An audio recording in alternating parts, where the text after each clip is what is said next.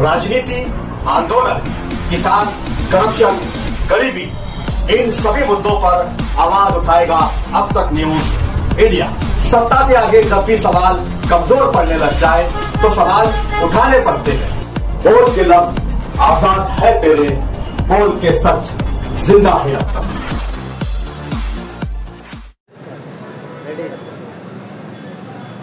महाराष्ट्र भर में इलेक्शन का माहौल पूरे शबाब पर है और तमाम सियासी पार्टियां अपने अपने उम्मीदवारों को कतईयत देकर आज फॉर्म भरवा चुकी है। जैसा कि मुख्तलिफ शहरों में कुछ गठबंधन नए बने, कुछ गठबंधन टूट गए।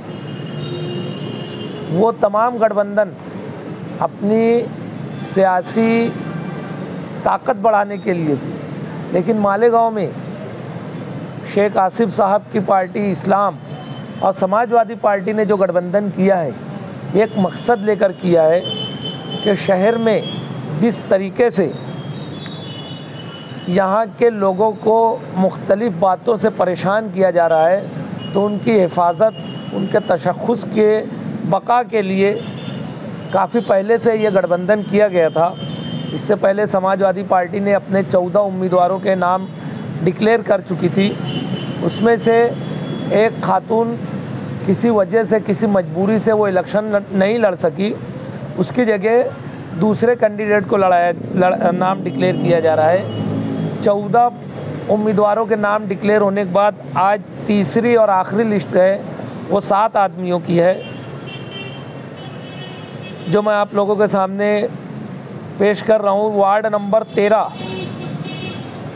इस्लामपुरे का वार्ड नंबर 13, जिसमें मोहम्मद मुजाहिद, मोहम्मद मुस्तफ़ा डिग्निटी, और इस्लामपुरे में ही वार्ड नंबर 13 में हमीदा बानो बदरुद्दीन, ये शमसुद्दीन मुन्ना पहलवान साबिक कारपोरेटर की भाभी हैं।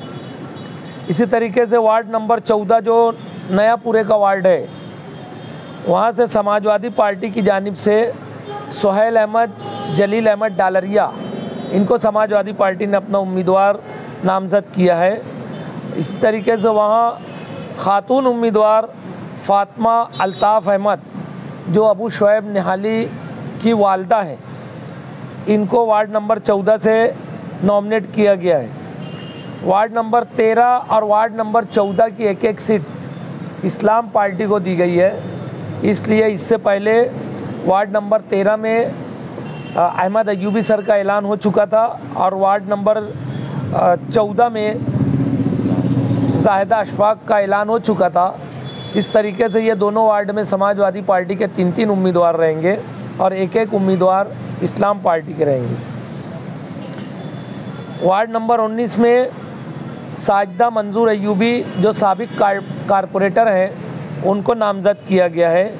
और वार्ड नंबर 19 में ही रईस अहमद, मोहम्मद खुर्शीद डोमन, ये वार्ड नंबर 19 इस्लामाबाद का आता है, इनको नामज़द किया गया है पार्टी की तरफ से।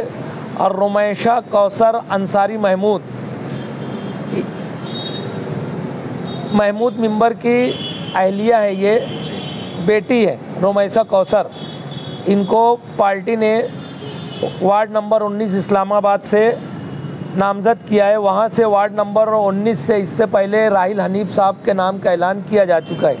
इस तरीके से पूरे शहर में समाजवादी पार्टी जो सेकुलर फ्रंट के साथ है, तो उनकी 20 सीट मालेगांव शहर में मुकाबला करेगी और हम एक पूरी तैयारी के साथ आवाम के सामने जाएंगे। तुबा कॉस्मेटिक कंप्लीट स्किन सॉल्यूशन आपके लिए लाया है धूप से बचाने वाली डे क्रीम, सौंले चेहरे को गोरा करने वाली नाइट क्रीम, फुंसियों के लिए TC skin cleaner and serum, सर्दी में जिल्दों को ताजा रखने वाला मॉइस्चराइजर, 7 दिनों में गोरा करने वाली क्रीम, आंखों के नीचे कालापन को दूर करने वाला टीसी डार्क वे सीरम, हाथ और गर्दन का कालापन दूर करने वाला साबुन। हमारा पता याद रखें, कुसुम्बा रोड औलिया मस्जिद के सामने, तुबा कॉस्मेटिक कंप्लीट स्किन सॉल्यूशन। और अपना जो जिस मकसद के लिए हम लोग इकट्ठा हुए हैं, सेकुलर फ्रंट बनाए हैं, आवाम के सामने अपनी बात रख के अपने उम्मीदवारों के लिए वोट मांगेंगे।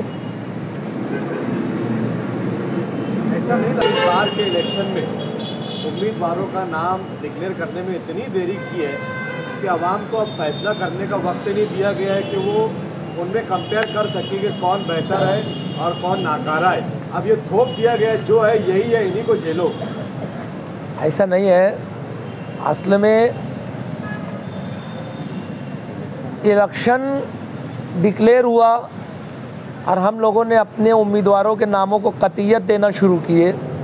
मैं इससे पहले की प्रेस कॉन्फ्रेंस में भी कहा था कि शहरी की आदत इतनी मुफलिस है कि वर्कर पैदा नहीं कर सकी, और सामने हम जब अपने उम्मीदवार को डिक्लेयर करते थे तो वो इंतज़ार में बैठे रहते थे। जिनको टिकट नहीं मिला उनको हमको समझाने का मौका नहीं देते, तो उनके पास जाके लालच देते कि हम तुमको मदद भी करेंगे और तुमको टिकट भी देंगे। तो हिकमत अमली के तहत हम लोगों ने तो ख़ास तौर से हिकमत अमली के तहत थोड़ा ताख़ीर से ऐलान किए।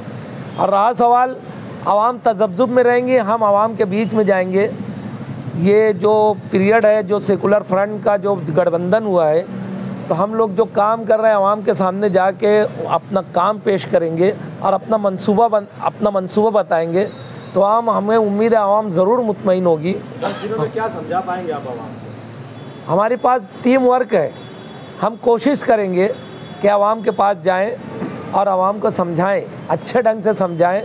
और बहुत सारी चीज़ें ऐसी है जो आवाम के सामने हैं, आवाम खुद समझ रही है कि कौन लोग काम कर रहे हैं। अभी तक शहर में कई इलाके ऐसे हैं तो उम्मीदवारी का फॉर्म भरे हुए लोग कसम में है कि अभी भी हमारा टिकट मतलब अभी फॉर्म लगता है या हमको घर बैठना पड़ेगा, ये भी सूरत है। समाजवादी पार्टी ने जितने नामों का ऐलान किया है उतना उनका नॉमिनेशन फॉर्म भरने के वक्त ही उनका एबी फॉर्म देकर उनका नॉमिनेशन फॉर्म भरा दिया।